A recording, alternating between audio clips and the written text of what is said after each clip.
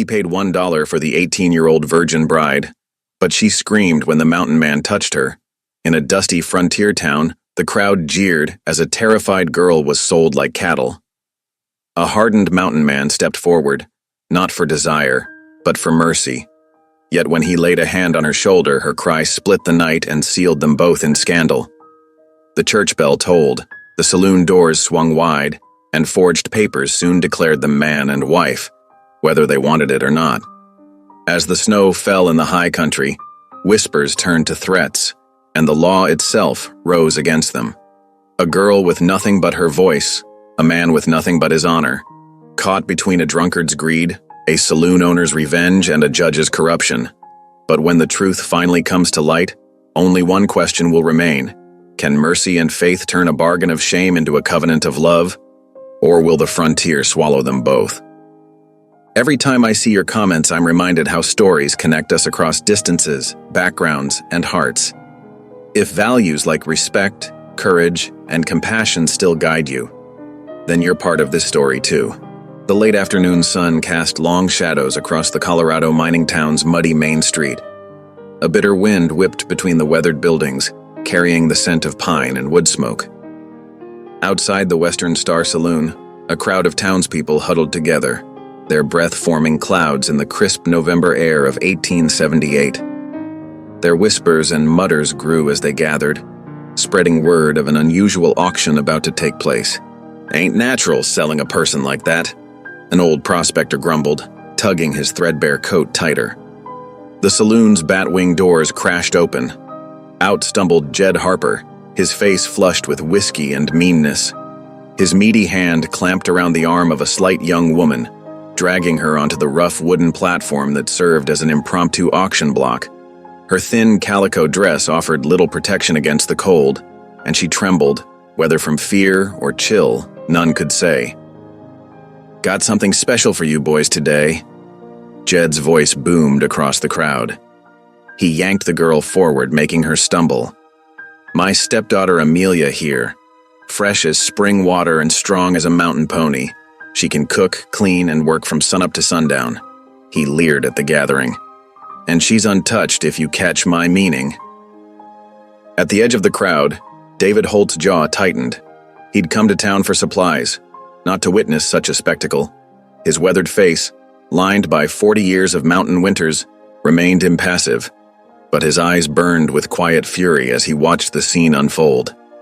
Amelia Harper kept her gaze fixed on her worn boots, her dark hair falling forward to hide her face. Her shoulders hunched as though trying to disappear into herself. When Jed shook her roughly, she swayed, but didn't make a sound. "Starting bid is $1, Jed announced. Who'll give me $1 for this fine young filly?" Coarse laughter rippled through the crowd. A few miners jangled coins in their pockets, eyeing the trembling girl with unhealthy interest. Someone wolf whistled, drawing more cruel chuckles. 50 cents, called out a gap-toothed ranch hand. 2 bits, another voice joined in. "Come on now," Jed growled.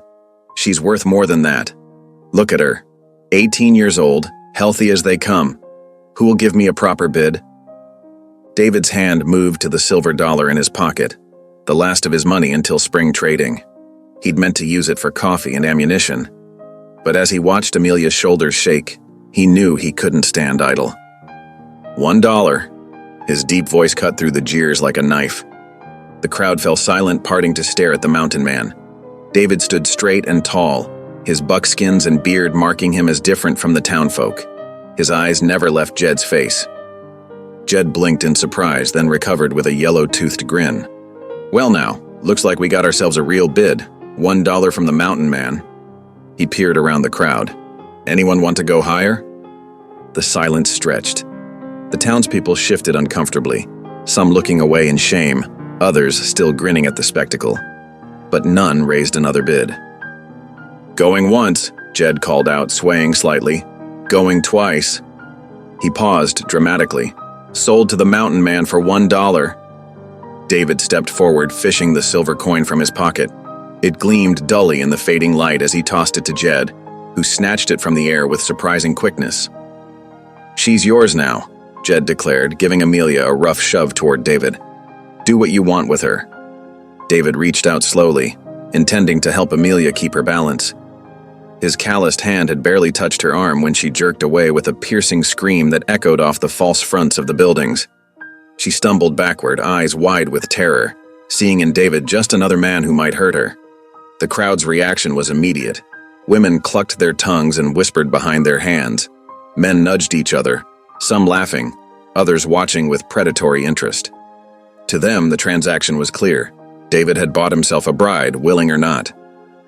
"Steady now," David said softly, keeping his distance. His voice was gentle, like he'd use with a spooked horse. "I ain't gonna hurt you." Amelia pressed herself against the platform's railing as far from David as she could get. Her eyes darted around like a trapped animal's, seeking escape. But there was nowhere to go. The crowd hemmed them in on all sides. David took a slow step back, giving her space. He glanced toward the white steepled church at the end of the street, its windows catching the last rays of sunlight. "We're going to see the preacher," he announced, loud enough for everyone to hear. "Get this sorted proper like." Murmurs rippled through the crowd. Some nodded in approval while others looked disappointed that the entertainment was ending. Jed had already disappeared back into the saloon, clutching his silver dollar. "Miss Harper," David said quietly, "I know you're scared. But standing here ain't doing either of us any good. Will you walk with me to the church? I give you my word. I won't touch you or come near you unless you say it's all right." Amelia's eyes flickered between David and the church spire. She wrapped her arms around herself, still trembling. After a long moment, she gave a tiny nod. David stepped back, clearing a path through the crowd. "After you, miss." With halting steps, Amelia moved forward. The townspeople parted slowly, reluctant to let the drama end. David followed several paces behind her, his presence keeping the more forward men from reaching for her as she passed. The sun sank lower, painting the sky in shades of purple and gold. Amelia's fear was almost tangible in the gathering twilight as she made her way down the rutted street. Her steps were uneven, her shoulders rigid with tension. Every few yards she would glance back as if to make sure David was keeping his word about maintaining his distance. Behind them, the crowd began to disperse, though small groups lingered to gossip about what they'd witnessed. Their whispers followed David and Amelia down the street. "Never thought I'd see the mountain man take a wife.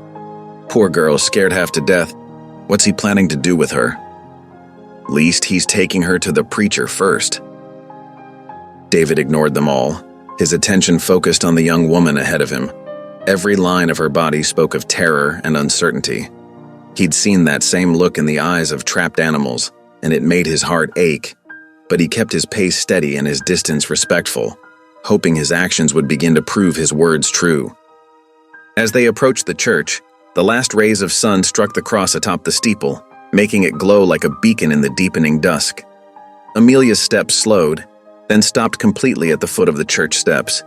She stood frozen, clutching her thin dress around her shoulders, fear warring with desperation on her face. David halted a respectful distance away. "The preacher's a good man," he said softly. "He'll help us figure out what's right." Amelia's voice, when it finally came, was barely a whisper. "Why did you do it?" "Because it wasn't right what was happening back there." David kept his voice gentle. "No person should be sold like cattle." A shudder ran through her slight frame. "But now you own me." "No, miss, I don't own you. No one should own another person. I just couldn't stand by and watch." He gestured toward the church door. "That's why we're here, to make sure you have a choice in what happens next." The church bell began to toll, marking the hour. Its deep tones echoed across the town, carrying with them both finality and hope. As the sound faded away, Amelia took a deep breath and climbed the first step toward the church door, her fear still evident but mixed now with something else. Perhaps the tiniest spark of hope that this strange mountain man might be different from the other men she'd known. The heavy wooden doors of the church groaned as David pushed them open. The sound echoed through the quiet sanctuary, causing Reverend Thomas to look up from his Bible. Near the altar, Widow Martha Talbot startled, nearly dropping the long matchstick she was using to light the evening lamps. "Mr. Holt?" The preacher's eyes widened as they moved from David to Amelia's trembling form in the doorway. "What brings you here at this hour?" There was an auction in front of the saloon, David said, his voice steady but tight with controlled anger. Jed Harper was selling his stepdaughter like she was cattle. Martha gasped, hurrying down the center aisle. Her gray hair caught the lamplight as she moved, and her kind face creased with concern. The poor child. Come in, come in. She reached for Amelia, who flinched away. I bought her freedom, David continued, staying by the door. Not her body, not her service, just her freedom. I reckon the church is the best place for her tonight. Reverend Thomas set his Bible aside and stood, his expression grave. You did right, David, though I fear such an act might bring trouble. He glanced toward the windows, where shadows moved as townspeople pressed their faces against the glass, trying to see what was happening. Let them look, David said firmly. Maybe they'll learn something about doing what's right instead of what's easy. Amelia remained frozen in the doorway, her thin arms wrapped around herself. Her eyes darted between David and the others, then to the windows where faces peered in. She looked ready to bolt at any sudden movement. Child, Martha said softly, no one here will harm you. Come sit by the stove where it's warm. A loud curse erupted from outside, followed by angry shouting. That girl's worth more than $1. It was Buck Wilson, the saloon owner. His voice carried clearly through the windows. I'll get her back one way or another. You hear me, mountain man? David's hand tightened on his rifle, but he kept his voice calm. Widow Talbot, would you mind closing those curtains? Give the girl some peace from prying eyes. Martha moved quickly around the sanctuary, drawing heavy velvet curtains across each window. The lamplight seemed warmer, more protective, once the outside world was blocked away. Still, Amelia jumped at every sound from the street. Miss Harper, Reverend Thomas said gently, please come sit down. You're safe here. Amelia took one hesitant step, then another. Her gaze kept returning to David, watching for any sign that he might try to claim what he'd purchased. But he remained by the door, deliberately keeping his distance. I meant what I said, David told her. You're not property to be bought and sold. I only bid to stop what was happening out there. He turned to the preacher. I'm placing her in the church's care, if you're willing. Of course, Reverend Thomas nodded. Though I must warn you, David, such transactions, even made with good intentions, can bring legal complications. Men like Jed Harper and Buck Wilson might try to forge papers, claim prior ownership rights. Let them try. David's voice was quiet but carried steel beneath it. I'll stand witness to what happened today. Martha had guided Amelia to a pew near the pot-bellied stove. The girl sat stiffly, her shoulders tight with tension. Would you like some tea, dear? Martha asked. I always keep a pot warm in the church kitchen. Amelia's voice came out barely above a whisper. Yes, ma'am, thank you. Her fingers worried at the worn fabric of her dress. David stepped back toward the door. I'll take my leave now, but I'll be close by if there's trouble. God bless you, David Holt, Martha said firmly. There's more Christian charity in your actions today than I've seen from some who warm these pews every Sunday. Amelia's head bowed and her lips moved in what might have been prayer. Her whispered words were too soft to hear, but the tremor in her voice spoke of someone unsure if anyone, even God, was listening to her plea for help. David touched his hat brim in farewell and stepped out into the gathering darkness. The crowd had thinned, though a few men still lingered near the saloon, watching. He ignored their stares as he walked to where his horse was hitched. The leather of his saddle creaked as he removed his bedroll and other gear.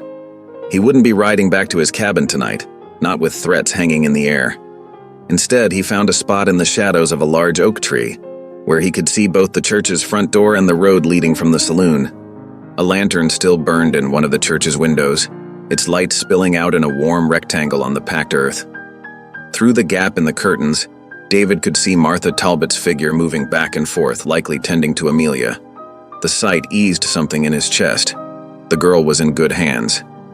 He settled his rifle across his knees, wrapped his coat tighter against the evening chill, and prepared for a long night. Above him, the first stars were appearing in the darkening sky, silent witnesses to the day's events. From the saloon came the sound of bitter laughter and angry voices, but David kept his attention on the church door, ready to defend the sanctuary he'd helped create. The night wind carried the sound of Widow Talbot's voice raised in an evening hymn. Though the words were muffled, The melody spoke of comfort and protection. David hoped Amelia could find some peace in those promises, even if her trust in earthly protectors had been shattered long ago. Hours passed. The town grew quiet except for the occasional burst of noise from the saloon. David remained at his post, his rifle ready, his eyes alert for any sign of trouble. He had chosen this path when he'd stepped forward with his silver dollar, and he would see it through, not because he'd bought the right to protect Amelia, but because it was the right thing to do. The stars wheeled overhead, marking time's passage. In the church, the lantern burned steady and bright, a beacon of hope in the darkness.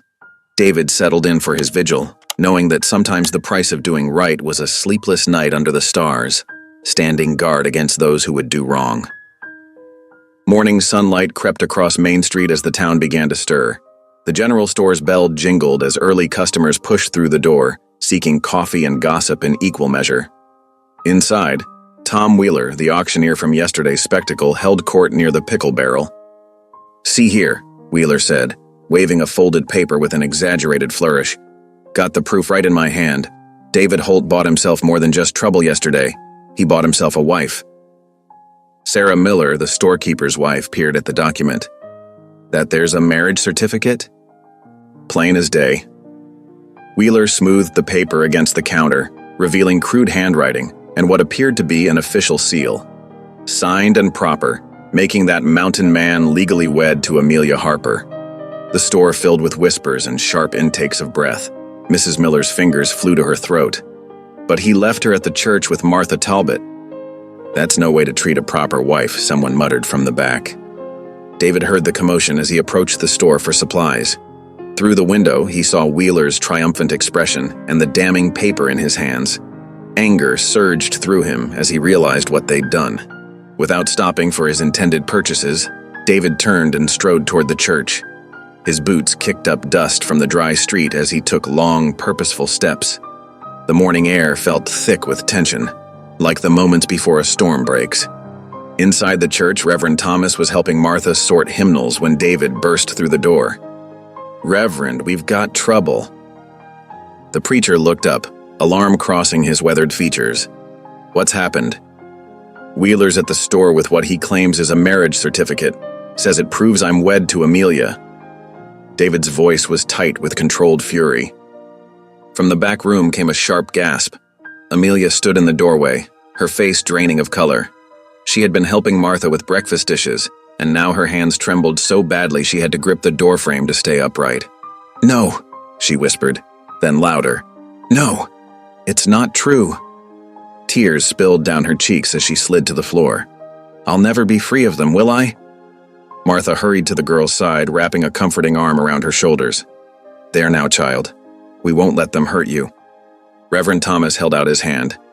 "David, fetch Wheeler and that paper. I need to see it myself." Before David could move, the church door banged open again.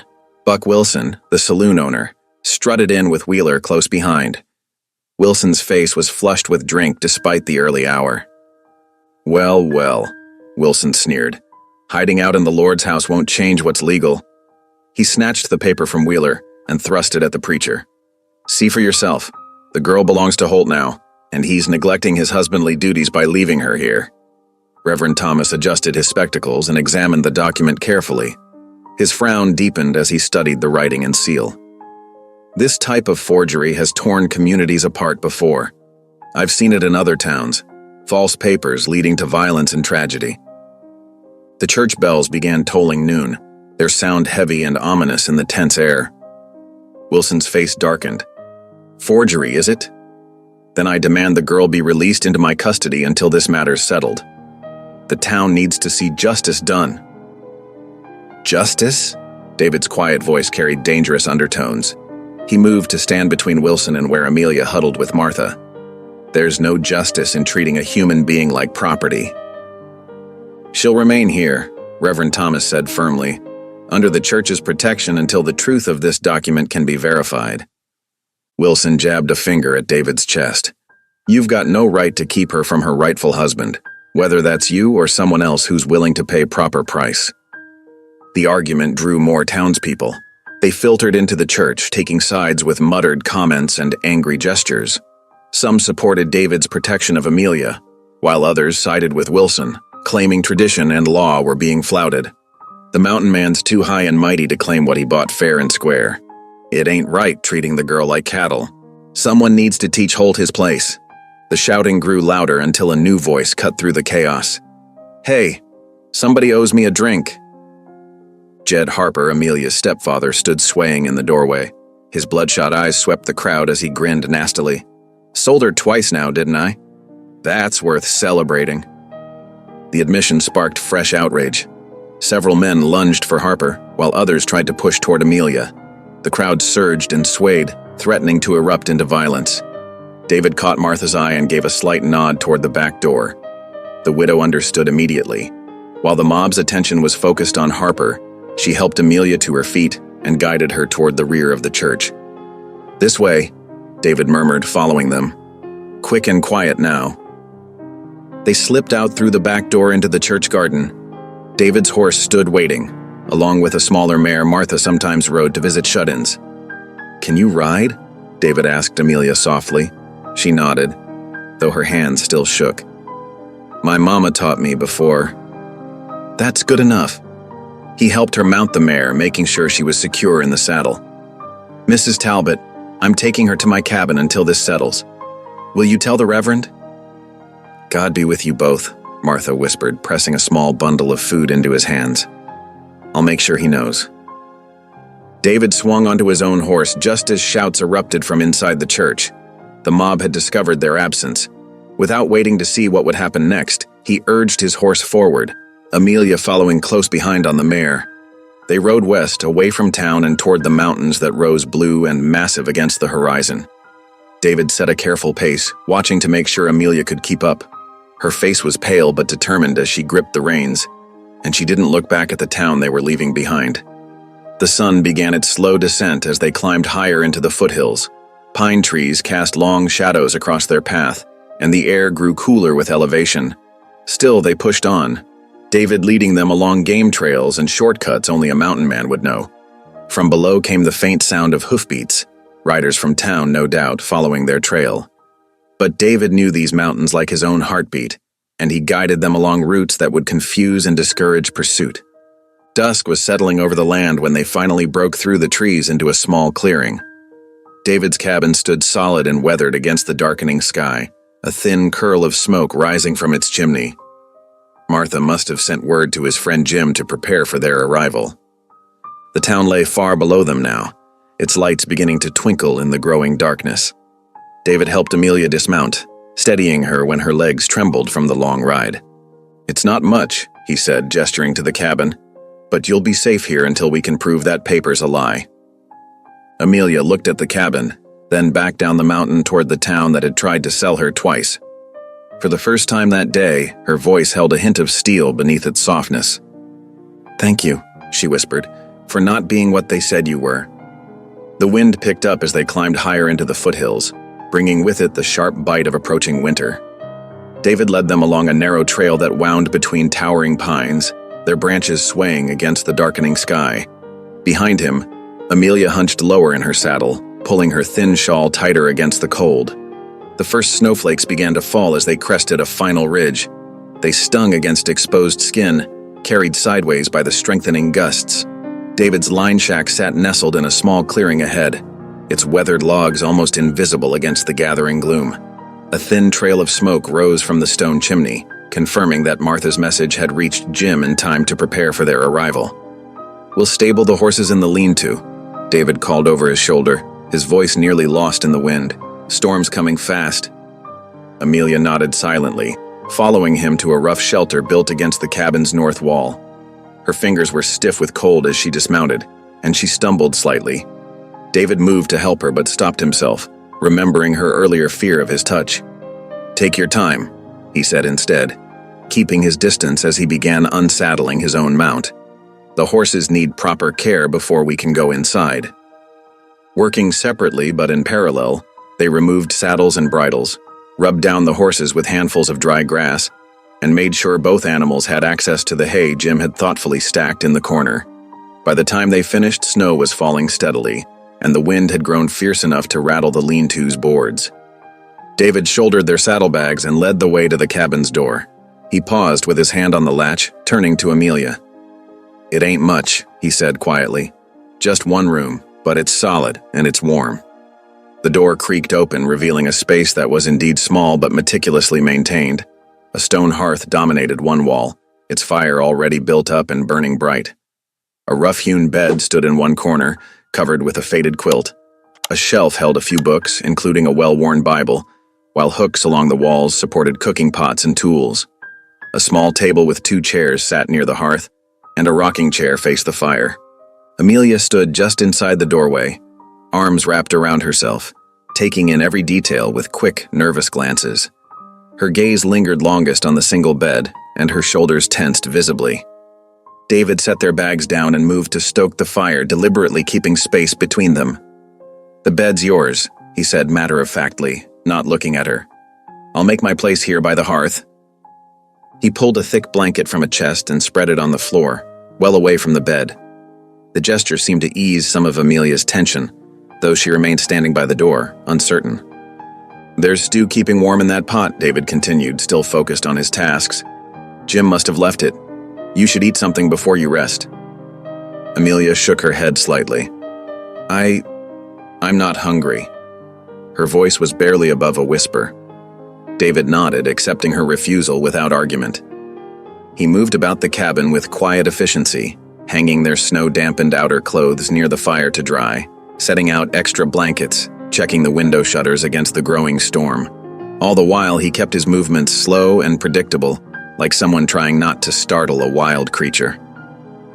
The wind howled outside, making the cabin's logs creak. Amelia jumped at a particularly loud gust, then seemed to make a decision. She moved cautiously to the bed, still wearing her dress, and sat on its edge.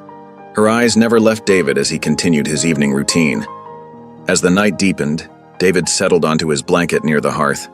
The firelight cast dancing shadows on the walls, and the storm's fury made the small cabin feel like a ship at sea.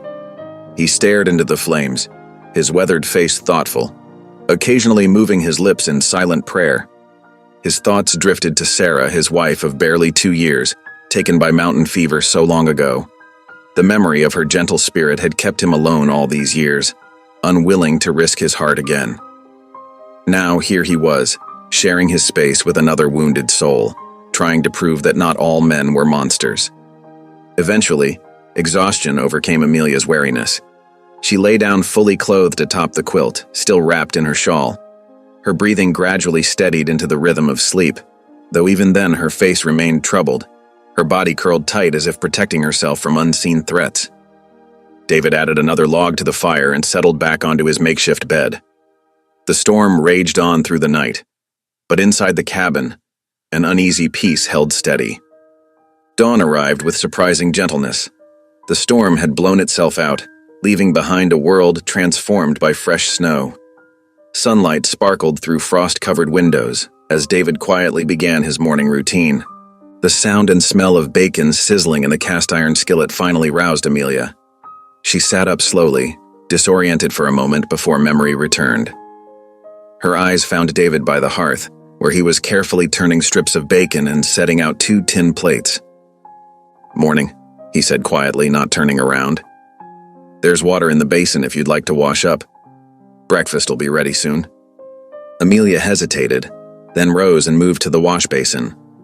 She splashed cold water on her face and smoothed her hair as best she could, all while keeping David in her peripheral vision. When she finished, she stood awkwardly, unsure where to place herself.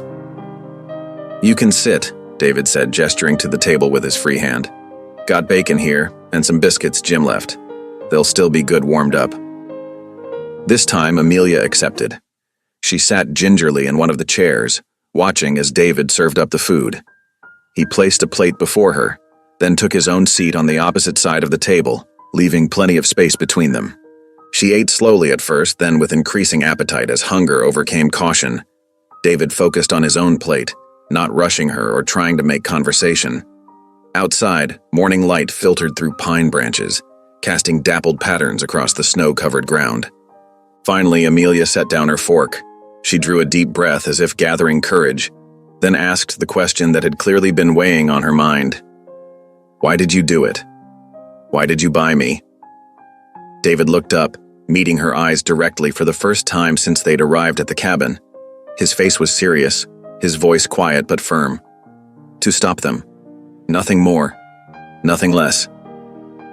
Amelia studied him in the morning light that streamed through the window, taking in his weathered features, the quiet strength in his bearing, the sadness that seemed to live in his eyes. For a long moment, neither spoke. The fire crackled in the hearth, sending sparks up the chimney. Outside, a jay called from a nearby pine, its voice sharp and clear in the winter morning.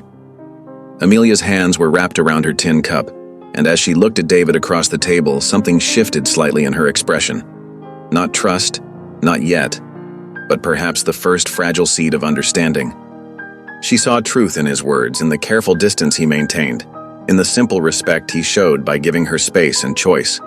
It wasn't much, this tentative truce between them, but it was a beginning. The mountain winter tightened its grip on the highlands. Snow piled deeper against the cabin walls, and frost etched delicate patterns across the window panes each morning. Inside, David stirred the hearth fire to life as dawn painted the sky in shades of pearl and rose. Amelia stood at the window watching him work outside through a clear spot she'd rubbed in the frosted glass. David's axe rose and fell in a steady rhythm, splitting logs for the ever-hungry fireplace.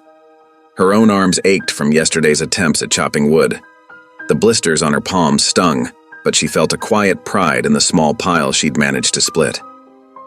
"Best learn while the weather holds," David had told her 3 days ago, demonstrating the proper stance and grip. "Might come a time when you need to do this yourself." Now she watched his efficient movements, noting how he positioned his feet, the way he let the axe's weight do most of the work. She'd been clumsy at first, struggling with the heavy tool, but David's patience never wavered.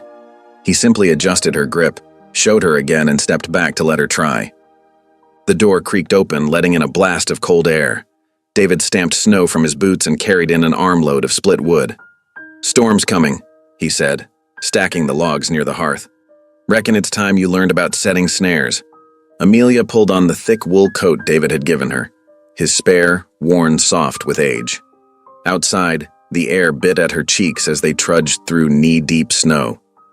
David carried coils of wire and showed her how to find rabbit runs beneath the drifts, explaining how to set snares along their paths. "Animals get desperate when snow's deep," he explained, demonstrating how to secure the wire. "They'll use the same trails over and over. That's when we can catch them easiest." Her fingers fumbled with the wire, but gradually she learned to tie the loops that would help keep them fed. David watched her work, offering quiet corrections when needed. The physical activity and focus on survival skills helped keep darker thoughts at bay, though they never fully left her. Later that afternoon, David brought out 2 pairs of snowshoes. "Can't always stay close to the cabin," he said, showing her how to strap them on. "Need to know how to move through deep snow if trouble comes." Amelia's first steps were awkward, and she fell more than once. But something about the challenge sparked determination in her. By sunset, she could manage a stumbling walk across the drifts, and the exercise had brought color to her cheeks. That evening, as they sat before the fire with bowls of rabbit stew, Amelia's voice broke the comfortable silence. "My stepfather," she began, then faltered. David didn't look up, giving her space to find her words. "After Mama died, he started drinking more. Said I was nothing but a burden." Tears traced down her cheeks as she continued, the words spilling out like water from a broken dam. She told of beatings for imagined offenses, of being locked in the root cellar without food, of threats that grew worse as she got older. David listened in silence, his jaw clenched tight, but he offered no empty words of comfort. His steady presence was enough, someone to witness her pain without judgment or false promises. Days passed, falling into a rhythm of work and learning. David taught her to read weather signs in the sky, to tell direction by sun and stars, to find edible plants beneath the snow. Each new skill built her confidence bit by bit. One crystal-clear evening, David brought out his rifle. Amelia tensed at first. She'd seen too many drunken men with guns. But David's movements were careful, deliberate as he showed her each part of the weapon. "A gun's a tool, nothing more," he said quietly. "Like an axe or a plow, can hurt or help, depending on who holds it." He demonstrated how to load the cartridges, how to sight along the barrel. "Might come a day when you need to hunt, or—" He didn't finish the thought, but Amelia understood. David set up an old tin can on a fence post and stepped back, offering her the rifle.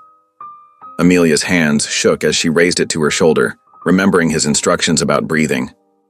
The crack of the shot echoed across the valley, scattering a flock of crows from a distant tree. The can spun off the post. A small, surprised smile touched Amelia's lips, her first since coming to the cabin. David nodded in approval, and something warm bloomed in her chest at the simple acknowledgement. That night, as she stirred the stew pot over the fire, Amelia found herself humming softly, an old hymn her mother had loved. Amazing Grace. How sweet the sound. The familiar melody brought comfort rather than pain for the first time in years. David looked up from where he was mending a pair of boots but said nothing. The hymn filled the cabin's warm air, mixing with the snap and crackle of the fire. Later, Amelia stood in the cabin's doorway, watching snow sift down through the darkening air. The valley stretched away below, peaceful under its white blanket. The skills David had taught her filled her with a new sense of capability. She was no longer helpless, no longer purely at the mercy of others. "Maybe," she whispered to the falling snow, "maybe God hasn't forgotten me after all." The words surprised her. She hadn't meant to speak them aloud, but they felt true in a way prayer hadn't for a long time. David's quiet footsteps approached behind her, and he placed another log on the fire without comment. But his presence reinforced her growing certainty that here, in this remote cabin with this silent, steady man, she had found something like sanctuary.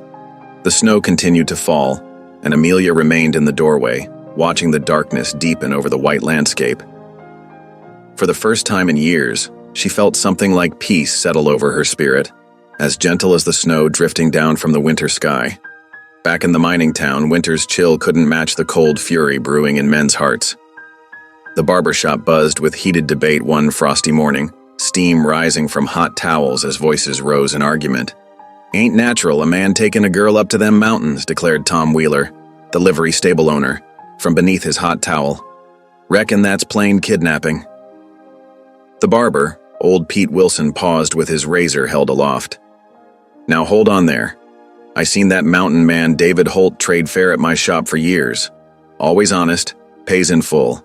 Man like that don't turn criminal overnight." "Then why'd he rush her out of town?" demanded another customer, shifting in his chair. "Honest men don't need to hide." "Hide?" Pete scoffed, wiping his razor clean. "Way I heard it, he saved that girl from being sold like cattle. Gave her shelter in the church first, plain as day. That ain't hiding." The argument spilled out onto the street where more townsmen gathered to voice their opinions. Some defended David's reputation for fairness, while others muttered darkly about mountain men and their wild ways. At the saloon, Pike Turner held court behind his polished bar, his voice carrying across the smoky room. "Mark my words, boys. That poor girl's suffering up there. Probably beating her, he is. Mountain men go savage living alone too long." He poured whiskey with a heavy hand, fueling the anger of his patrons. "Saw him drag her off on horseback myself," Pike continued. Though he'd seen no such thing, girl was crying something fierce. The lies spread through town like wildfire, each retelling growing darker than the last. By Sunday, the mood had turned dangerous. In the white-painted church, Reverend Thomas stood straight-backed in his pulpit, his voice firm as he addressed the packed pews. "Brothers and sisters, we are called to protect the weak." David Holt showed Christian charity when he stopped that mockery of an auction. Are we now to condemn him for an act of mercy? Murmurs rippled through the congregation. Some nodded in agreement, while others shifted uncomfortably or scowled. "I have known David Holt for 7 years," the preacher continued. "He has never failed to help those in need. When Widow Johnson's roof leaked, who climbed up to fix it? When the Miller boys were lost in the hills, who tracked them home?" From her usual pew, Widow Martha Talbot rose slowly to her feet, her plain dress rustling in the sudden quiet. "Begging your pardon, Reverend, but I've got something to say." All eyes turned to the respected midwife as she spoke clearly. I was there when that sorry excuse for an auctioneer wrote up them marriage papers. Watched him scratch it out right there on the saloon counter, drunk as a skunk. Didn't even spell the names right. Her voice carried authority earned through decades of attending births and deaths. That paper's as false as a painted lady's blush. The church erupted in chaos. Men jumped to their feet shouting accusations and counterclaims. Women clutched their children closer. The preacher called for order, but his voice was lost in the din.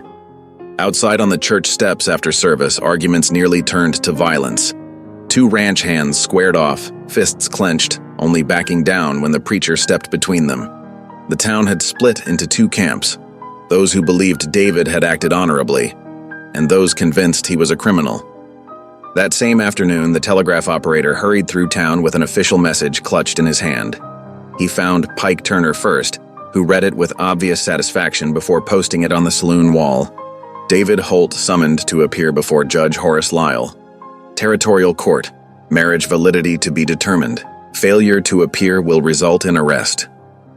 Up in the mountain cabin, David read the same telegram by lamplight that evening, his weathered face grave. Amelia stood in the cabin's shadows, having heard the messenger's hoarse approach. She watched David's expression darken as he read the words again. "What is it?" she asked, though dread made her voice quaver. David looked up, his eyes troubled. "Judge wants to settle this marriage business in court." He crumpled the paper in his fist. "Reckon some folks won't let it rest until they chain you one way or another." Amelia sank onto a chair, her hands trembling. The thought of facing a judge, of being forced into a marriage, whether to David or another, made her chest tight with panic. She'd seen how the law favored men with money and influence. Even David's kindness couldn't guarantee protection from a corrupt court. "I won't let them hurt you," David said quietly, seeing her fear. He moved to the fireplace, feeding another log to the flames. "And I won't claim what isn't freely given. Made that promise to God and myself the day I bought your freedom." The fire crackled in the silence that followed. Outside, wind sighed through the pines, and somewhere in the distance a wolf howled, a lonely sound that matched the ache in Amelia's heart. Later that night, she lay in her bed, unable to sleep. The moon cast silver light through the cabin's single window, making patterns on the rough-hewn walls. In the past weeks, she'd begun to feel safe here, learning to survive, to trust her own strength. David had never tried to touch her, had taught her to defend herself, had given her space to heal. But now the world below threatened to shatter this fragile peace. The law could force her into marriage, if not to David, then perhaps to Pike Turner or another who claimed her. Yet when she thought of David's steady presence, his quiet respect for her boundaries, she felt a tiny spark of something unfamiliar. Hope. That spark warred with her fear of men, of their capacity for cruelty that she knew all too well. She pulled the quilt tighter around her shoulders, listening to David's soft breathing from his bedroll near the hearth. Tomorrow they would need to make decisions, face the gathering storm in the town below. But for now, Amelia lay caught between terror and trust, watching moonlight slide across the cabin floor as the night hours crept past. In the larger bed across the room, David remained still, but his eyes were open, fixed on the ceiling beams above. He too knew that tomorrow would bring hard choices. The law could be twisted, but he'd made a promise, both to himself and to the trembling girl he'd rescued. He would keep that promise, whatever the cost. The fire settled with a soft hiss of sparks, and outside, snow began to fall again, adding another layer of white to the silent mountain world. But down in the town, men's anger still smoldered, waiting for the spark that would set it ablaze. The morning after the storm dawned brilliant and clear. Sunlight sparkled off fresh snow, turning the mountain world into a dazzling expanse of white. Icicles dripped from the cabin's eaves, their steady patter marking time like nature's clock. David stood in the doorway, squinting at the crystalline sky. "Good day for mending," he said, gathering his repair supplies. Storms passed clean through. Amelia followed him outside, wrapping her shawl tighter against the crisp air.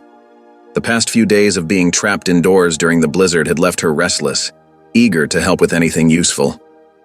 David settled onto a rough-hewn bench near the cabin wall, spreading out his collection of worn gear. Snowshoes with broken lacings lay alongside torn leather straps and frayed rope. He patted the space beside him, inviting Amelia to join in the work. "Might as well learn this too," he said, picking up a damaged snowshoe.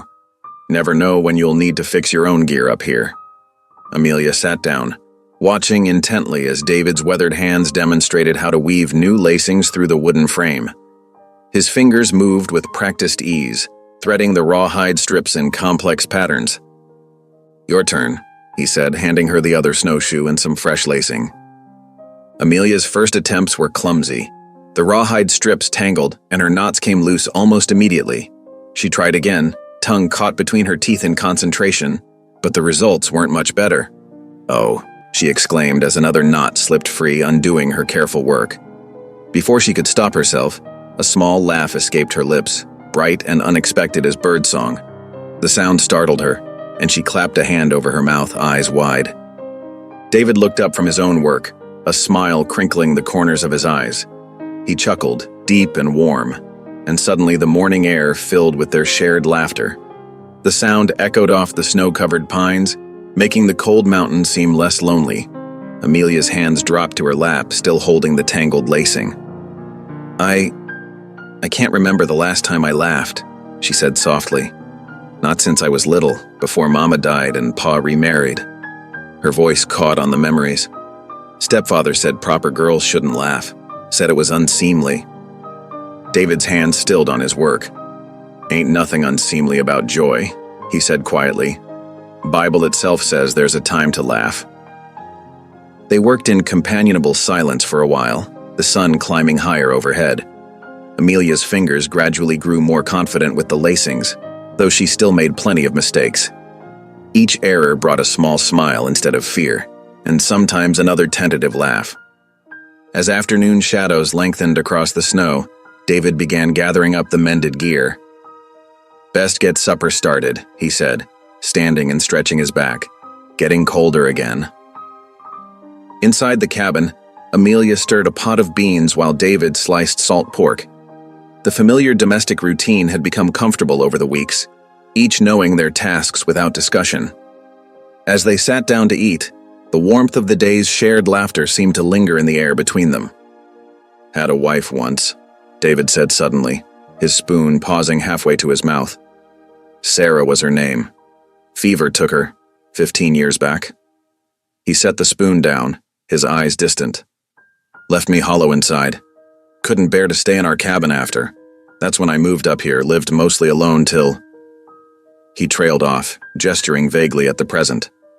Amelia sat very still, understanding the weight of this confession.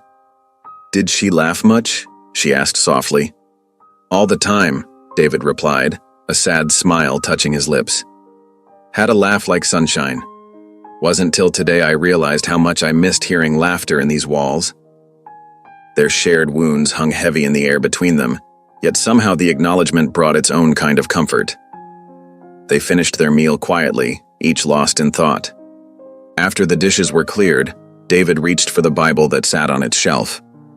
It was their evening custom to read scripture together, though Amelia usually just listened.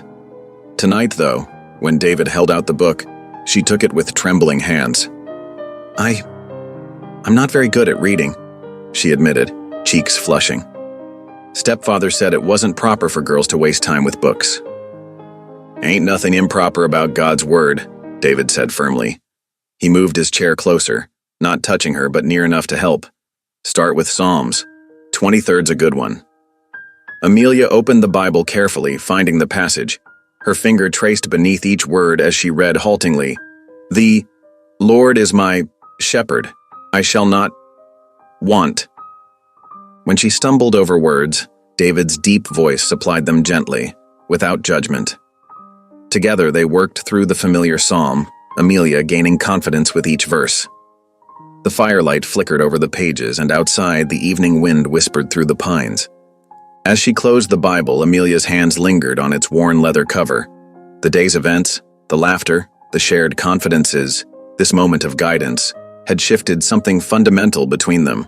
The fear that had gripped her that first day at the auction seemed very far away. "I screamed when you touched me that day," she said quietly, still looking down at the Bible in her lap. "But now—" Her voice wavered but grew stronger with certainty. I'd scream if you let go." The fire crackled in the hearth, sending shadows dancing across the cabin walls. In that moment of raw honesty, the distance they'd traveled from fear to trust stretched out behind them like tracks in fresh snow, leading to this place of tender companionship. The mountain night wrapped David's cabin in dense silence, broken only by the soft whisper of wind through pine boughs. Inside, the hearth's dying embers cast a faint orange glow across the rough-hewn walls.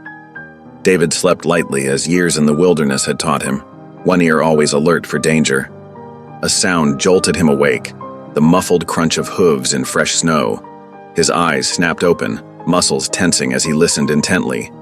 The noise came again, closer this time, accompanied by the soft jingle of horsetack. Moving with the practiced silence of a seasoned hunter, David eased out of his bedroll on the floor. The cabin's single room lay in deep shadow, but he could make out Amelia's sleeping form on the bed, her breath steady and peaceful.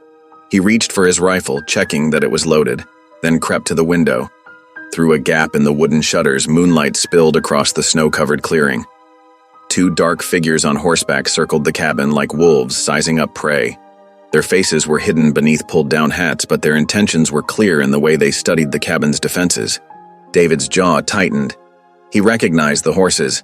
They belonged to the Wallace brothers, known troublemakers who often did the saloon owner's dirty work. The memory of the saloon keeper's threat about getting her back burned fresh in his mind. A floorboard creaked behind him. David turned to see Amelia sitting up, fear widening her eyes as she registered the tension in his posture. He pressed a finger to his lips, then motioned for her to move behind the stone hearth where she'd be better protected. She slipped from the bed silently, bare feet careful on the wooden floor, and pressed herself against the rough stones. Her hands trembled as she pulled her shawl tighter around her shoulders, but her chin was set with determination. Outside, the horses drew closer. Bootsteps crunched in the snow. They'd dismounted. David's finger settled on the rifle's trigger as he tracked their movement through the shutters. One man crept toward the door while the other circled toward the back window. The door handle rattled. David's voice cut through the darkness like steel. "I reckon you boys best think twice about what you're fixing to do." A pause, then a harsh laugh. "Ain't asking permission, old man. Hand over the girl, and maybe we won't burn this shack down around your ears." "Last warning," David replied evenly. "Next words'll come from my rifle." The reply was a sharp crack as someone kicked the door. David's rifle barked in response, the shot deliberately high. Orange sparks scattered across the snow where the bullet struck a rock near the intruder's feet. The kick at the door stopped abruptly. "Next one won't miss," David called out. The steady sureness in his voice belied the rapid beating of his heart. He couldn't see the second man anymore. Had he circled behind the cabin? A window pane shattered in the rear wall. David spun, rifle raised, but whoever had broken it stayed low, out of sight. The first man used the distraction to slam against the door again, wood splintering around the latch. David's second shot rang out, closer this time. A yelp of pain suggested he'd at least grazed one of them. Hurried footsteps crunched away through the snow, followed by the sounds of men scrambling onto horses.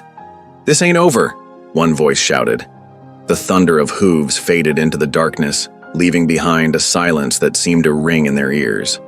David kept his rifle trained on the door, listening intently until he was certain the riders were truly gone. Only then did he lower the weapon and turn to check on Amelia. She huddled behind the hearth, shawl clutched tight around her shoulders, trembling but unharmed. Their eyes met in the darkness. No words were needed. They both knew this attack would not be the last.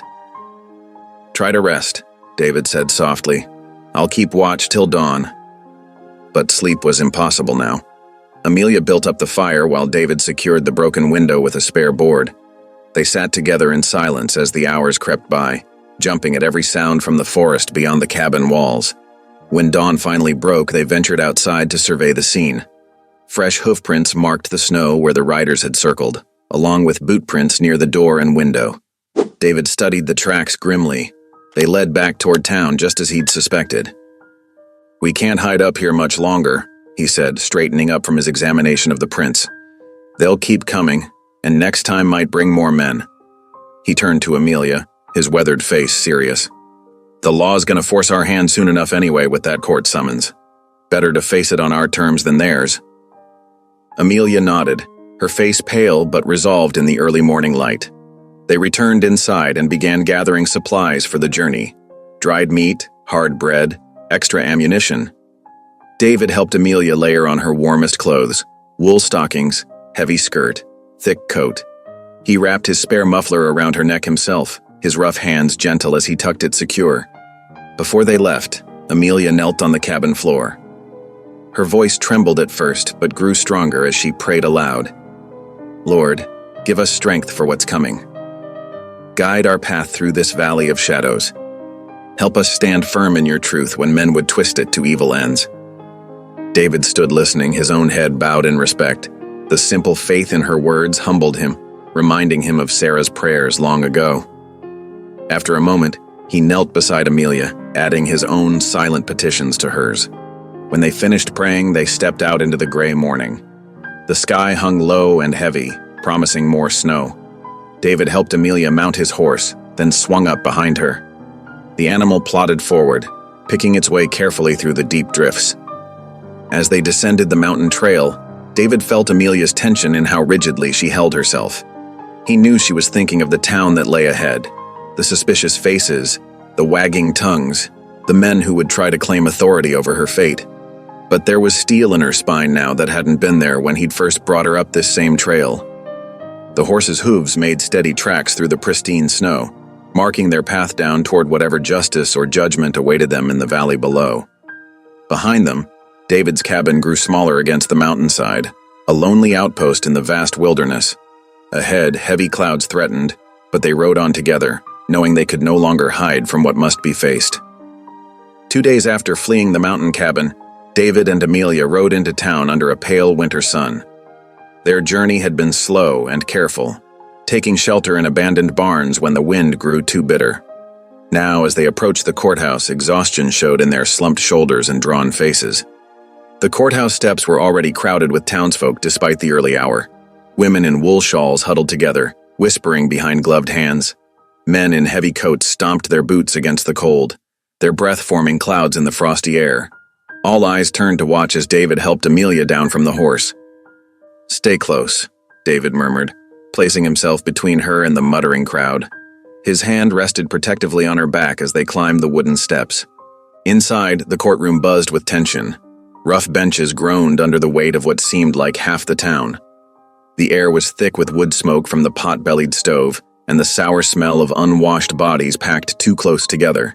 Judge Horace Lyle sat behind his elevated desk, his jowly face already flushed from the flask he kept in his desk drawer. His small eyes gleamed with satisfaction as David and Amelia entered. He had a reputation throughout the territory for taking bribes, and the way he smirked at the saloon owner suggested today would be no different. "Order in this court," Lyle called out, banging his gavel more for show than necessity. The crowd settled, though the undercurrent of whispers continued. The auctioneer was called first, strutting to the front like a preening rooster. From his coat pocket he produced a folded paper with flourish.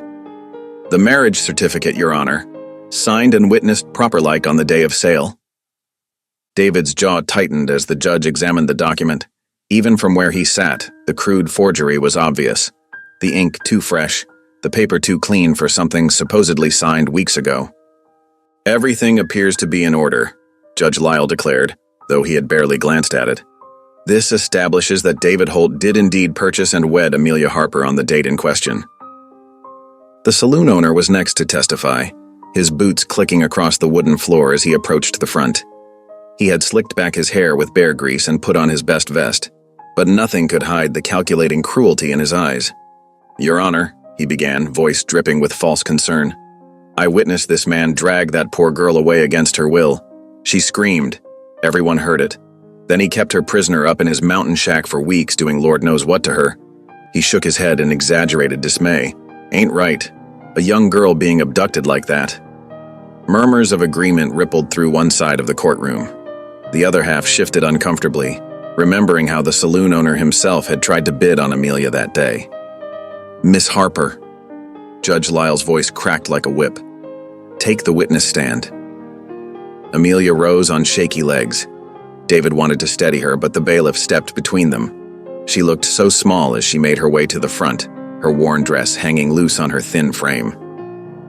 "Now then," the judge leaned forward, "did this man force himself upon you?"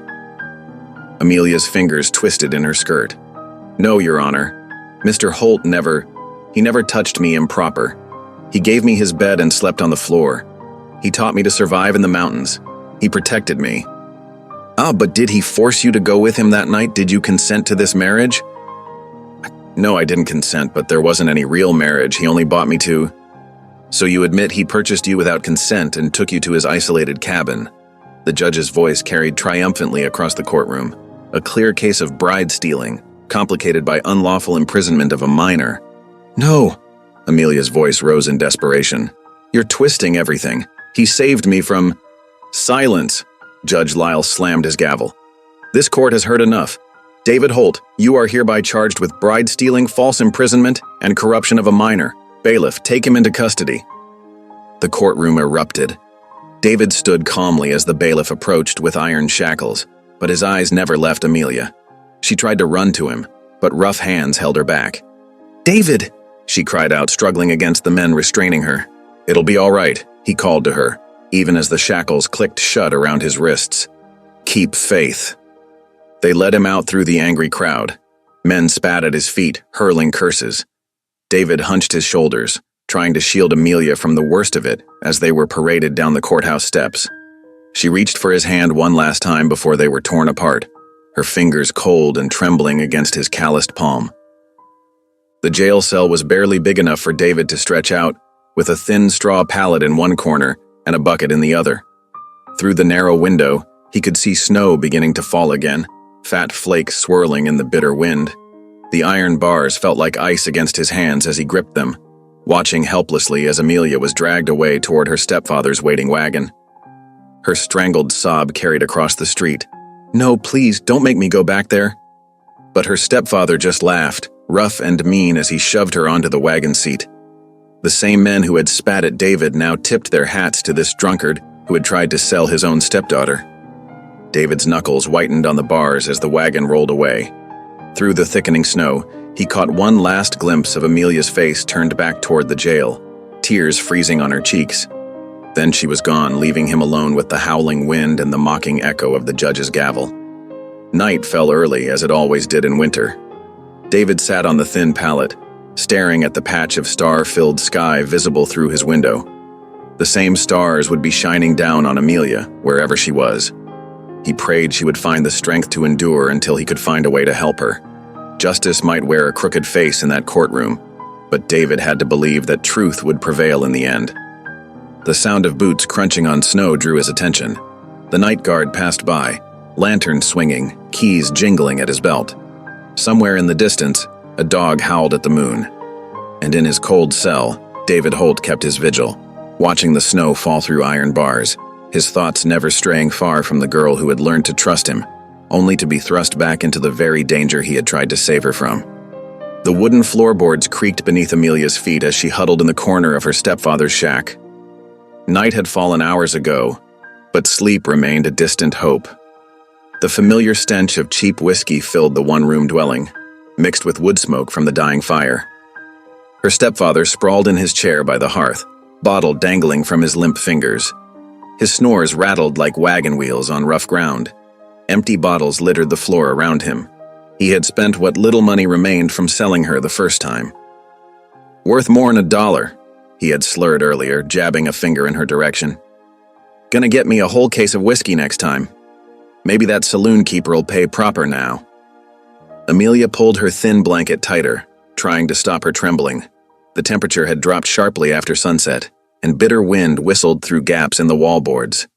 Her breath came out in visible puffs in the frigid air. In the darkness, she closed her eyes and remembered David's lessons. His steady voice seemed to whisper in her ear, "Breathe slow and deep, like you're lining up a shot. Fear's natural, but don't let it rule you." She practiced now, drawing air in through her nose and releasing it slowly through her mouth. The familiar exercise helped calm her racing heart, just as it had when David first taught her to handle his rifle. A log shifted in the fireplace, sending up a shower of sparks. Her stepfather grunted and shifted in his chair. The bottle slipped from his fingers, clattering on the floor. He didn't wake. Amelia's gaze moved to the door. She had barred it earlier, but she knew from bitter experience that wouldn't stop him once he roused himself. Soon he would wake, angry and thirsty, looking to trade the only thing of value he had left, her. "You're stronger than you know," David had told her one evening as they sat by his cabin fire. "God didn't give you a spirit of fear, but of power and love and self-control." Drawing those words close like armor, Amelia rose silently from her corner. Her cloak hung by the door, and she eased it off its peg without a sound. The heavy wool settled around her shoulders, still carrying the scent of mountain pine from her weeks in David's cabin. Her stepfather's snores hitched for a moment. Amelia froze, heart pounding, but his breathing settled back into its rough rhythm. With trembling fingers, she lifted the door bar and set it aside. The hinges protested softly as she eased the door open just wide enough to slip through. The night air hit her like a physical blow, so cold it stole her breath. Snow had been falling steadily, coating the ground in white silence. Amelia pulled her cloak tight and stepped into the darkness. The snow crunched beneath her boots. Another skill David had taught her, walking quiet even in fresh powder. She moved carefully away from the shack, expecting at any moment to hear her stepfather's angry roar behind her. But the only sounds were the soft whisper of falling snow and the distant howl of a coyote. The moon hung low and full, casting blue-white light across the transformed landscape. Amelia's breath clouded before her face as she made her way toward town. The church stood as a dark silhouette against the starry sky, its steeple reaching heavenward like a finger pointing to God. Light glowed faintly from the preacher's adjoining house. He often stayed up late studying his Bible. Amelia hesitated at the church steps, snow settling on her shoulders. This was where David had first brought her, trusting her to the preacher's protection. Surely she would find sanctuary here again. Her knock echoed in the still night. After a moment, footsteps approached and the door opened to reveal the preacher's concerned face. "Amelia? Child, what are you doing out in this weather?" "Please," she whispered, voice shaking. "I can't go back there, he'll sell me again. He said so himself." The preacher's face creased with sympathy and worry. He ushered her inside, where a fire still burned in his study hearth. Amelia held her hands out to the warmth, feeling returning to her frozen fingers in painful tingles. "I want to help you," the preacher said, settling into his chair. "But without proof of any wrongdoing, your stepfather has legal claim as your guardian. The law gives him that right." "The law?" Amelia's voice cracked. "The law let him sell me like cattle. The law put David in jail for trying to help me." She paced the small room, David's lessons about courage when afraid burning in her heart. The Bible on the preacher's desk caught her eye, the same edition David read from each evening, his voice deep and sure as he shared words of hope. Amelia stopped pacing. Her hands steadied as clarity washed through her like sunrise after a long night. "Then I'll speak up, in public, where everyone can hear. I'll tell the truth about what happened. All of it." The preacher leaned forward. "That's dangerous, child. Your stepfather, the saloon keeper, they won't take kindly to such talk." "I don't care anymore," Amelia said, squaring her shoulders. "David taught me that sometimes you have to stand your ground even when you're afraid. He's in jail because he tried to protect me. Now it's my turn to fight for him." She reached for the Bible on the desk, holding it close to her chest like a shield. Its familiar weight gave her strength, reminding her of peaceful evenings in the mountain cabin, reading by firelight while snow fell outside. "I'll need this," she said softly, "to remind me that truth is stronger than lies." The preacher studied her face for a long moment, then nodded slowly. "You've changed, Amelia. There's steel in your spine now." "David helped me find it," she replied. "It was there all along, just buried under fear." She stayed by the fire until false dawn began to pale the eastern sky. As the church bell tolled 6 times, Amelia rose and walked to the door, Bible still pressed against her heart. "God be with you, child," the preacher said quietly. The snow had stopped falling, leaving the world hushed and white. Amelia's boots left clear tracks as she walked down the church steps and into the street. The sun had not yet crested the mountains, but its approach painted the snow in shades of rose and gold. Early risers were already stirring, the baker opening his shop, ranch hands heading to the livery stable, women drawing water from the town well. They stopped and stared as Amelia walked past, her cloak dusted with snow, the Bible held before her like a lantern in the dim light. More townsfolk emerged from their homes, drawn by the unusual sight. Whispers followed in Amelia's wake. "Isn't that the girl David Holt bought? What's she doing out alone? Look how she's changed." Amelia kept walking, head high, David's lessons singing in her blood. Breathe steady, stand firm, trust in truth. The growing crowd of onlookers swirled around her like snowflakes in the wind, but she refused to let their stares shake her resolve. The morning air bit sharp and clean in her lungs as she made her way toward the town square. With each step, she felt stronger, more certain. David had given her the tools to survive. Now she would use them to fight for both their futures. Dawn broke over the mountain peaks, sending rays of light spearing through the cold air.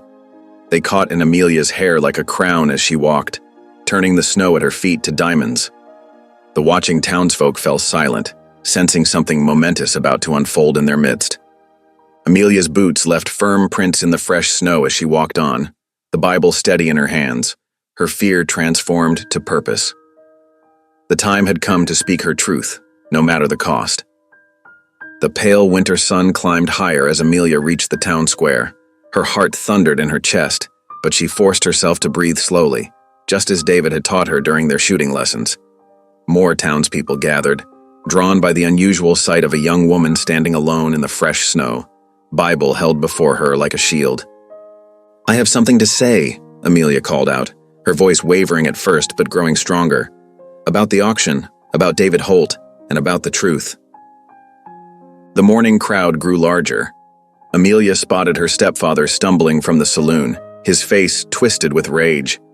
The corrupt judge stood on the courthouse steps, watching with narrow eyes. But she also saw friendly faces. The preacher, several women from church, and workers who had shown her kindness. "My stepfather sold me at auction like I was cattle," Amelia continued, her clear voice carrying across the square. "He was drunk, desperate for whiskey money. He would have handed me over to any man with $1, no matter how cruel." Murmurs rippled through the crowd. Some men shifted uncomfortably, remembering how they had laughed and jeered that day.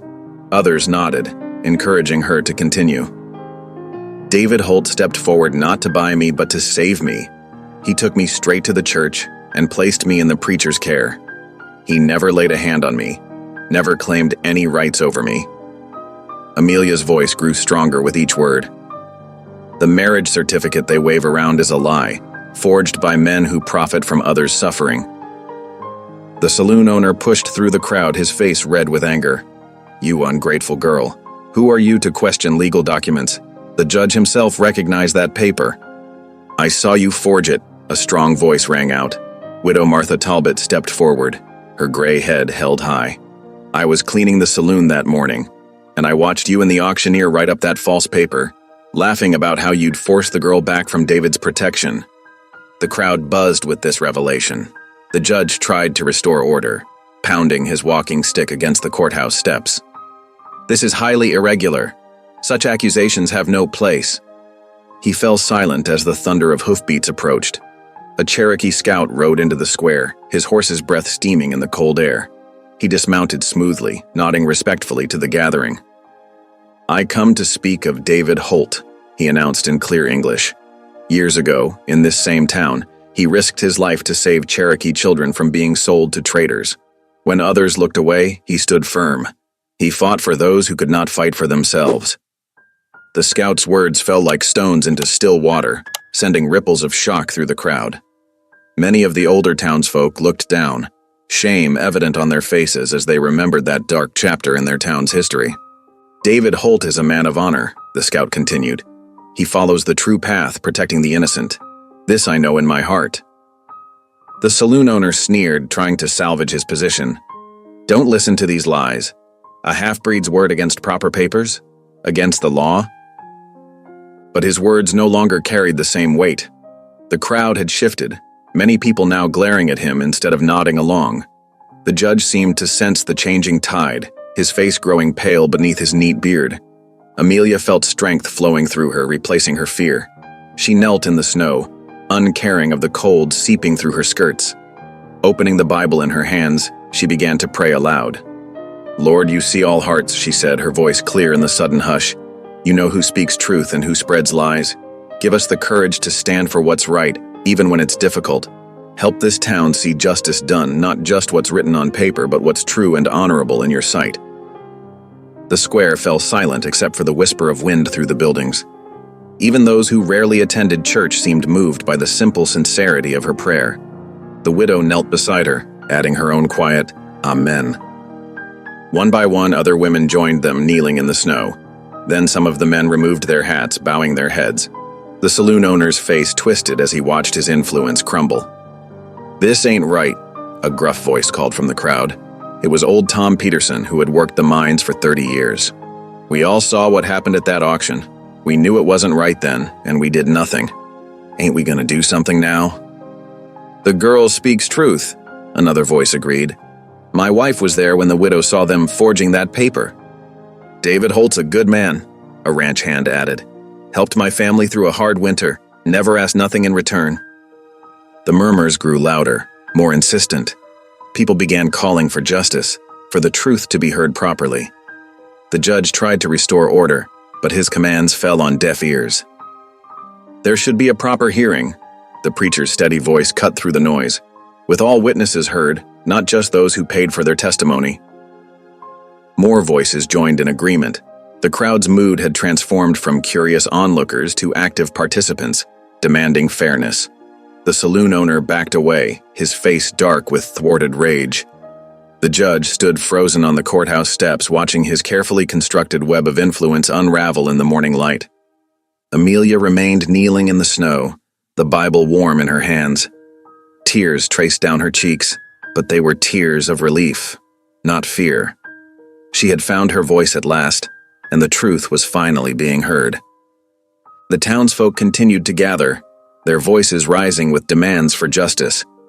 The morning sun climbed higher, turning the snow to brilliant crystal, as if nature itself celebrated the light of truth breaking through darkness. The courthouse hummed with tension as afternoon light filtered through dusty windows. Townsfolk packed the wooden benches, their winter coats steaming in the cramped space. Widow Martha Talbot stood before the judge's bench, her weathered hands trembling slightly as she reached into her apron pocket. "Your Honor, I have something the court needs to see." The widow's voice carried clear and strong across the hushed room.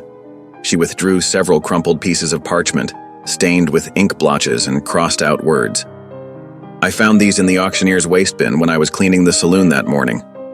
Judge Lyle's face darkened as he examined the scraps. Even from where she stood, Amelia could see the telltale flourishes and attempts at signatures that matched the supposed marriage certificate. The auctioneer, seated in the witness box, began to sweat visibly. "These appear to be practice attempts," the judge said slowly, holding one scrap up to the light. "At forging a marriage certificate." The crowd stirred, and whispers rippled through the courthouse. The saloon owner's face had gone pale beneath his carefully trimmed beard. He shot a warning glare at the auctioneer, who squirmed in his seat. "Mr. Jenkins," the judge addressed the auctioneer, "would you care to explain these documents found in your establishment's waste?" The auctioneer tugged at his collar, eyes darting between the judge and the saloon owner. The weight of dozens of stares pressed upon him. Finally, his shoulders sagged. "I was paid to do it," he admitted, voice barely above a whisper. $50 to forge the certificate, make it look real official-like." A gasp went up from the crowd. The saloon owner leaped to his feet, face purpling with rage. "You yellow-bellied coward," he roared. "After all I've done for you." "Order!" Judge Lyle's gavel crashed down. "Mr. Pike, control yourself or be removed from this court." But the saloon owner was beyond control. He jabbed a finger toward the auctioneer, then at David, who sat in chains near the front. "You'll all pay for this. I've got friends in high places. This ain't over." He stormed toward the door, boots thundering on the wooden floor. At the threshold, he turned back, eyes blazing. "Mark my words, nobody crosses me and prospers long in this territory." The courthouse door slammed behind him, rattling the windows. In the ringing silence that followed, all eyes turned to Judge Lyle. The judge's face had grown ashen as he studied the evidence before him. He could no longer ignore the truth, not with so many witnesses and the damning scraps of forged documents. In light of this new evidence, he pronounced carefully, and the testimony we have heard today, this court has no choice but to declare the supposed marriage certificate between David Holt and Amelia Harper a forgery, and therefore null and void. He paused, clearing his throat.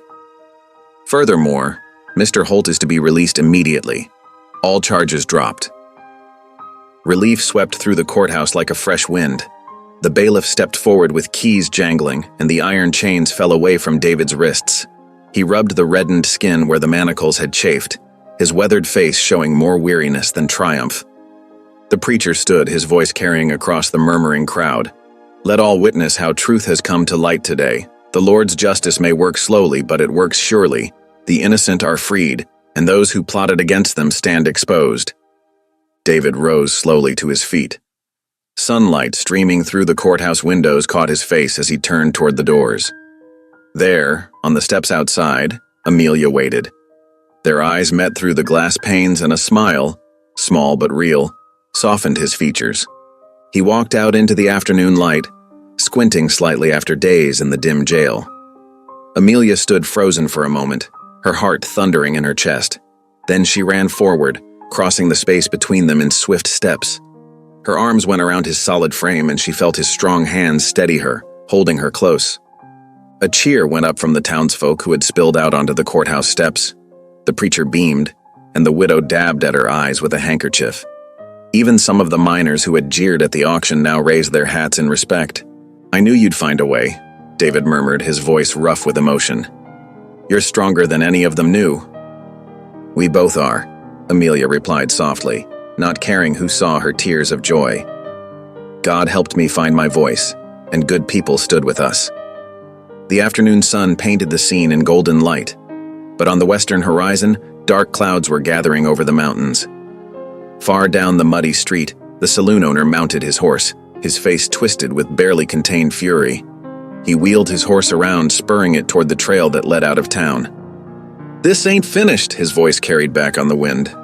Not by a long shot. But his threat seemed hollow now, swept away by the crisp mountain air. The townsfolk gathered closer, offering handshakes to David and kind words to Amelia. The widow stepped forward with a basket of fresh bread and preserves. The preacher spoke of holding a Thanksgiving service. Children darted between the adults, their laughter bright in the afternoon air. David kept one arm protectively around Amelia's shoulders as they accepted the town's good wishes.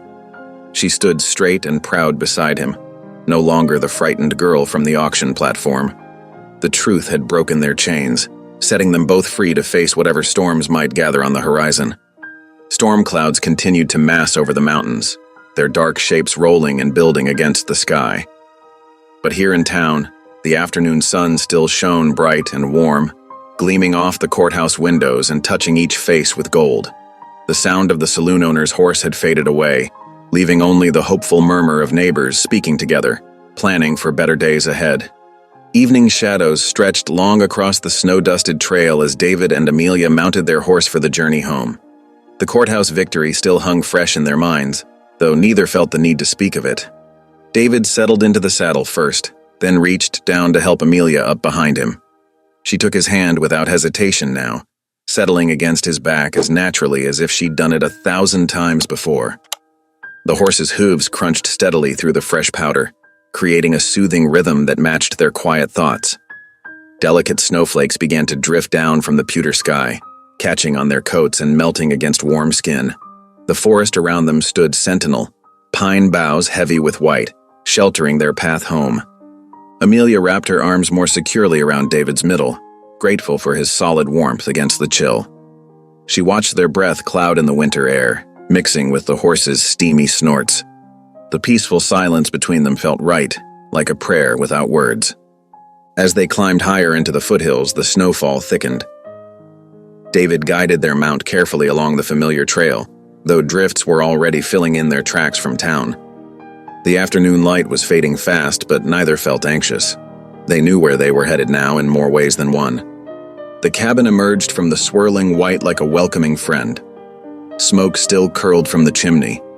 The widow had sent one of her boys up earlier to start a fire, knowing they'd be returning. David dismounted first, then helped Amelia down, his hands steady at her waist. She smiled up at him through the falling snow, no trace remaining of the terrified girl who had once screamed at his touch. While David tended to the horse in the lean-to shelter, Amelia pushed open the cabin door. The sight of the familiar room, with its rough-hewn furniture and plain comforts, filled her heart with unexpected warmth.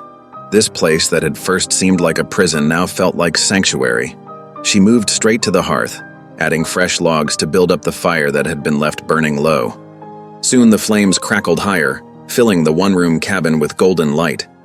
Shadows danced on the log walls as Amelia moved about, gathering what she needed for their supper. The routine felt natural now. The weight of the cast-iron pot, the familiar ingredients, the rhythm of preparation. She began to hum softly as she worked, an old hymn her mother had sung when Amelia was small. David stomped snow from his boots before entering, pausing in the doorway to watch her. The sight of her moving so confidently through what had become their shared space stirred something deep in his chest. When she turned and caught him looking, her smile was as warm as the firelight. "Stew will be ready soon," she said, stirring the pot she'd hung over the flames. The savory smell of herbs and meat already filled the cabin. "Much obliged," David replied, his voice rough with more than just the cold. "For everything." Amelia paused in her work, really looking at him. The firelight caught the silver threading through his dark hair, the weathered lines of his face, the gentleness in his eyes that she'd come to trust completely. Here was the man who had bought her freedom with a silver dollar, who had taught her to survive, who had never once made her feel afraid. "I should be thanking you," she said softly. "You gave me back my life." David shook his head, moving to hang his coat by the door. "You found your own strength. I just gave you space to discover it." The stew bubbled gently, filling the comfortable silence between them with its homey sounds. Outside, the snow continued to fall, but inside the cabin was warm and bright. Amelia ladled the hot food into their tin bowls, the same ones they'd used that first uncertain morning that felt so long ago now. They sat in their usual places, David in the chair he'd built himself, Amelia on the wooden stool near the fire. The familiar routine felt different tonight, though, weighted with all that had happened. David bowed his head over his bowl. "Thank you, Lord, for this food," he said simply, "and for bringing truth to light." "Amen," Amelia whispered. They ate in companionable quiet, listening to the pop and crackle of the fire, the soft howl of wind around the cabin's corners. When the bowls were empty, neither moved right away, content to sit in the warmth and peace of the moment. Finally, Amelia rose to clear away the dishes. As she worked, she could feel David's eyes following her movements, could sense the words he was gathering courage to speak. "What happens now?" he asked at last, his deep voice gentle in the firelit room. Amelia dried her hands on her apron, turning to face him. "Now we pray," she said simply. "Together." Understanding moved across David's weathered features. Without another word, he rose and came to kneel beside her near the hearth. The flames painted everything in shades of gold as they bowed their heads. "Dear Lord," Amelia began, her voice steady and clear, "we thank you for your deliverance, for bringing justice when all seemed lost, for giving us strength to face our fears, for leading us to this place of safety. Thank you for sending her," David added softly, "for teaching this old mountain man about trust and mercy all over again." "Thank you for sending him," Amelia continued, her voice catching slightly, "for showing me that not all men's hands bring pain, for giving me a protector when I needed one most, and then teaching me to protect myself." Their simple prayers rose with the smoke up the chimney, carried on the winter wind into the vast Colorado night. When they finished, neither moved right away, letting the peace of the moment settle around them like a warm blanket. Finally, Amelia rose and moved to the window. She wiped a small circle clear in the frost-covered glass, gazing out at the star-filled sky visible between breaks in the clouds. The snow had eased, leaving the world hushed and white. The sight filled her heart with a calm she had almost forgotten existed. "I feel safe here," she whispered, her breath fogging the glass. "Really and truly safe. Maybe for the first time since Mama died." David stood quietly nearby, close enough to protect but not so near as to crowd her space, as he had done since that first day. "This cabin ain't much," he said, "but what's here is yours for as long as you want it." Amelia turned from the window to look at him, really look at him. The firelight caught the honest concern in his eyes, the careful way he held himself, still giving her room to choose. Here was a man who had never tried to own her, only to free her, who had taught her to survive not so she would stay, but so she could go if she wished. "I feel safe here," she repeated softly, "because you taught me I'm strong enough to leave if I need to, but I don't want to leave." A smile touched her lips. "This is home now." The tension eased from David's shoulders at her words. He didn't move closer, didn't try to embrace her, but his eyes were warm with understanding. They both knew some wounds needed time to fully heal, some trust needed space to grow strong. Outside, the clouds were breaking up, letting starlight silver the snow-covered world. Inside, the fire crackled low and golden, filling the cabin with warmth and light. Amelia leaned against the window frame, watching the stars wheel slowly overhead through gaps in the clouds. For the first time in longer than she could remember, she felt no need to look over her shoulder, no urge to run or hide.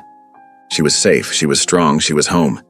Morning sunlight poured through the cabin windows, turning frost patterns into diamond sparkles.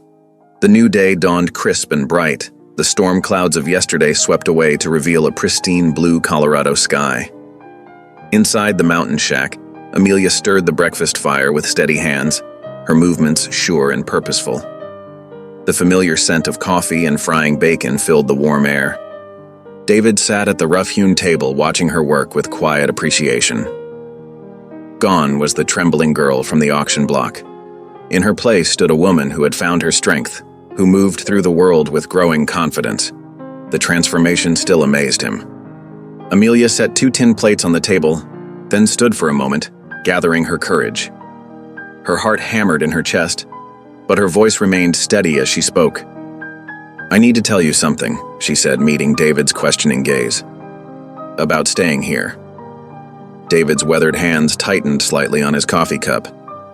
"You know you're free to go whenever you choose," he said softly. "I meant what I said about that." "I know." Amelia's smile was gentle. "That's exactly why I want to stay."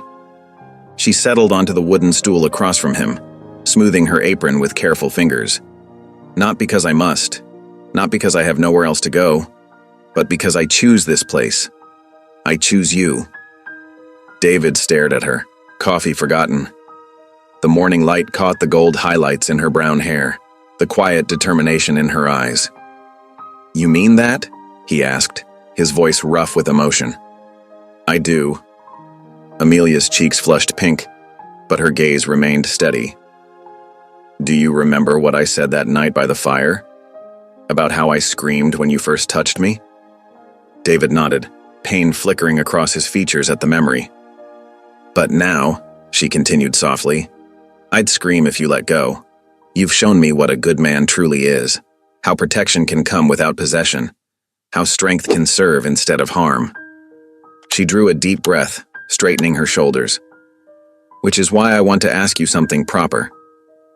Her hands trembled slightly, but her voice rang clear. "Will you marry me, David Holt? Before God and the town, will you be my husband? Not because any paper says so, but because we both choose it freely?" David sat absolutely still, stunned by her words. Emotion worked across his weathered face, surprise, wonder, and something deeper that made his eyes shine in the morning light. Carefully, as though handling the most precious thing in the world, he reached across the table and took her hand in his. "Are you certain?" he asked quietly. "After everything you've been through, everything that was forced on you, are you sure this is what you want?"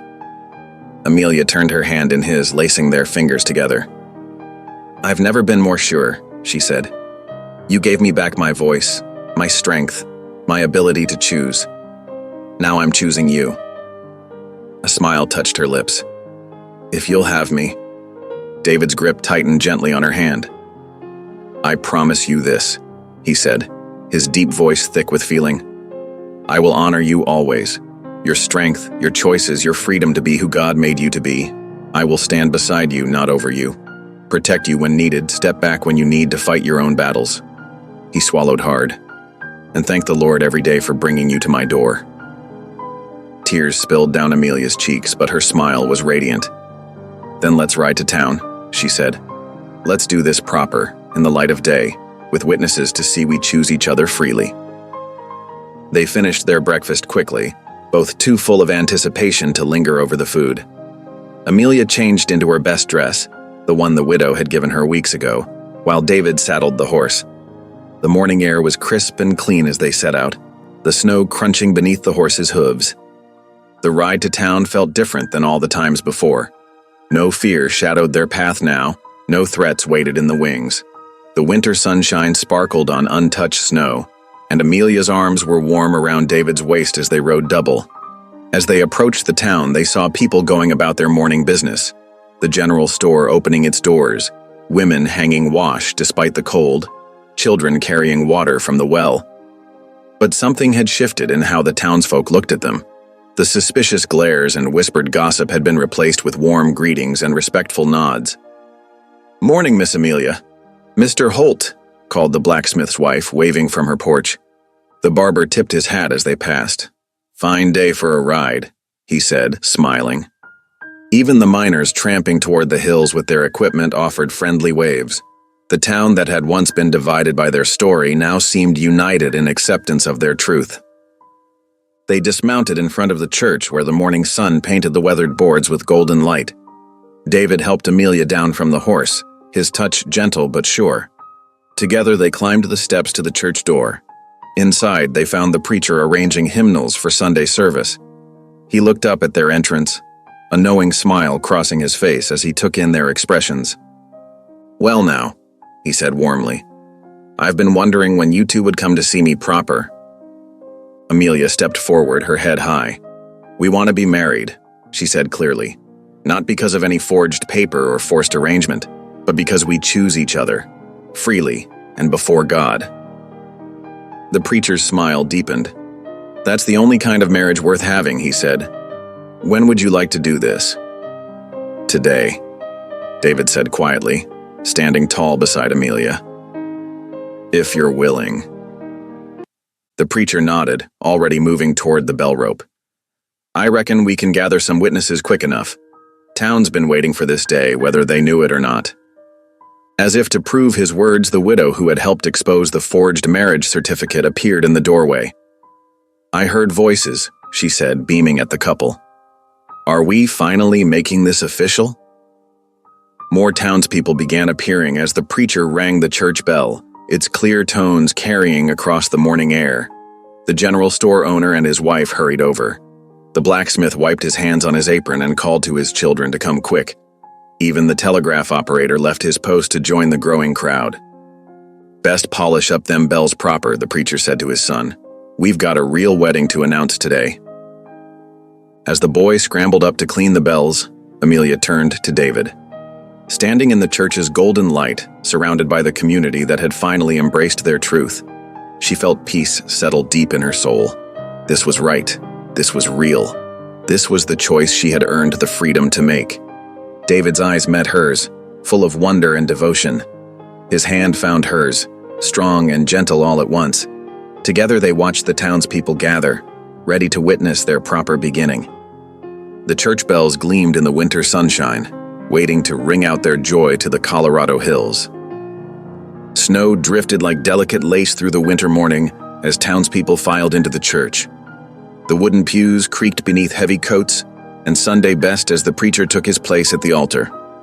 His voice carried clear and strong through the hushed sanctuary. "We gather today to witness God's providence," he began. "Through trials and darkness, His mercy lights the way. Today we celebrate a covenant of love, born not of force, but of free hearts choosing each other." Widow Martha Talbot stood proudly beside Amelia at the church doors. Together they began the walk down the narrow aisle, pine boughs and ribbons marking their path.